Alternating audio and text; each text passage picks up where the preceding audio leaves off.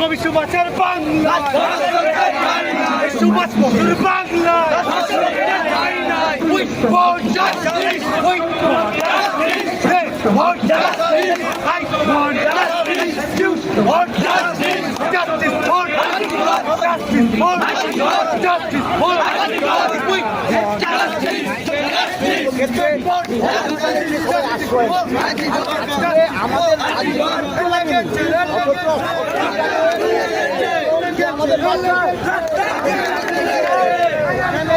নৃশংসভাবে মৃত্যুবরণ করলো এবং ধর্ষিতা হলো।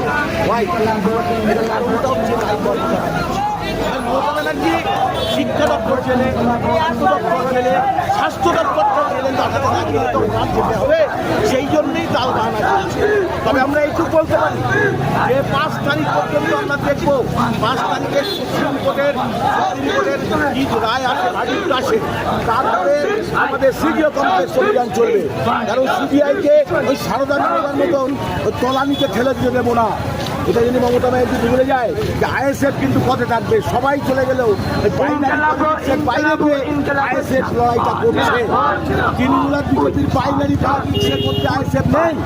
আইএসএফ প্রকৃত নারী জাতির সম্মান দিতে জানে এবং নারী জাতির প্রতি অত্যাচার হলে এবং এই স্বাস্থ্য দপ্তরের সিস্টেমটা যে একদম মানে কি বলবো, আপনার রাষ্ট্রের দ্বারাও মৃত্যুবরণ করেছে অভয়া, রাষ্ট্রের দ্বারা পরিকল্পিত মার্ডার, পরিকল্পিত মার্ডারের আমরা শুধু নয় সাধারণ মানুষ রাস্তায় নেমেছে।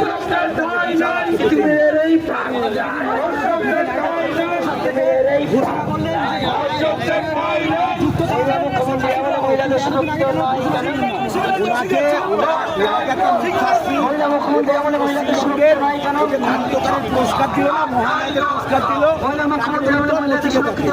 পশ্চিমবঙ্গে যদি মহানায়িকার কোনো পুরস্কার দিতে হয় তাহলে ওনাকে দিতে হবে। কেন দিতে হবে? কেন দিতে হবে? একটাই কারণ, জানেন যে 7 দিনে ফাঁসি দেওয়া যায় না। তার কারণ হচ্ছে একটা ধর্ষক প্রকৃত সে ধর্ষক কিনা তার এভিডেন্স লাগে। কারণ সে এভিডেন্সটাকে লোপাট করে দিয়েছে আর কি করে উনি 7 দিনে ফাঁসি দেবেন কোথার থেকে? আজকে পরতে পরতে আপনারা দেখছেন যে পুরো এভিডেন্স লোপাট হয়ে গেছে।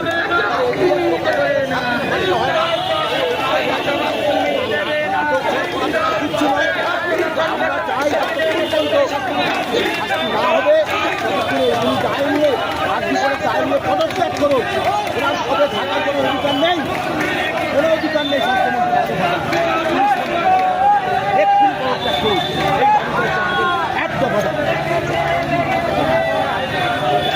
রাস্তায় আছে। আমরা 10 দিন রাস্তায় গ্রাম বাংলায় সর্বোচ্চ আইসের রাস্তায় অভয় বিচারের দাবিতে খাদ্য দপ্তর, শিক্ষা দপ্তর, শিক্ষা দপ্তর, খাদ্য দপ্তর জেলে চলে গেছে। খাদ্য দপ্তর জেলে গেলেই পড়ে যাবে। দাদা দিদির নাটক ছাড়ো, প্রকৃত দোষীর বিচার করো। দাদা দিদির নাটক ছাড়ে ছাড়ো, প্রকৃত দোষীর বিচার করো। যতক্ষণ বিচার না হবে ততক্ষণ আইএসএফ থাকবে।